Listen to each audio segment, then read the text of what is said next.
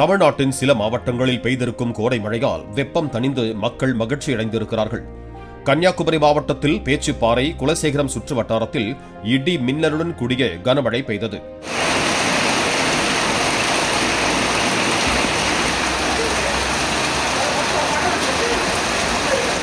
நெல்லை மாவட்டத்தில் அம்பாசமுத்திரம், கல்லிடைக்குறிச்சி சுற்று வட்டாரங்களில் பலத்த சூறைக்காற்றுடன் ஆலங்கட்டி மழை பெய்தது.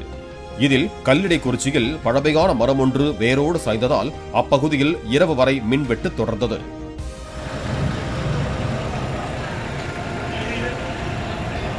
தூத்துக்குடி மாவட்டத்தில் கோவில்பட்டி சுற்று வட்டாரத்தில் பெய்த மழையால் வெப்பம் தணிந்து குளிர்ச்சி நிலவியது.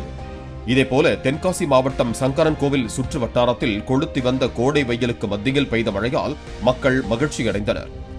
கொடைக்கானலில் இடி மின்னலுடன் கூடிய கனமழை பெய்ததால் ரம்மியமான சூழல் நிலவுகிறது. இதனால் சுற்றுலா பயணிகள் மகிழ்ச்சியடைந்திருக்கிறார்கள்.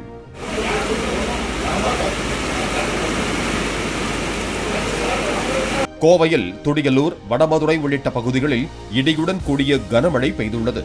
பலத்த சூறைக்காற்றுடன் ஆலங்கட்டி மழையும் பெய்ததால் சில இடங்களில் மின்சாரம் தடைபட்டது.